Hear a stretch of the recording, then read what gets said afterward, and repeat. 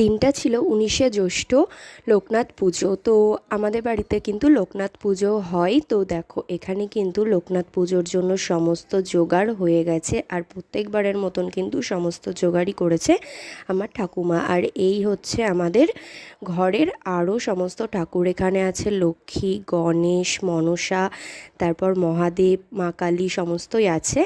তো এখানে কিন্তু ঠাকুরমশাইও চলে এসেছেন। তো এখানে কিন্তু পুজোও শুরু হয়ে গেছে।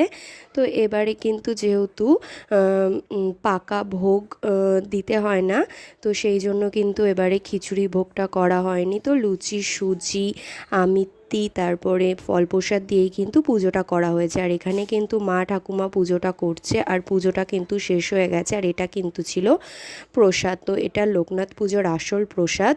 দুধ, তারপরে হচ্ছে আরও কী কী দিয়ে জানি তৈরি হয়েছে। তারপরে প্রসাদ আমিও খেয়ে নিলাম।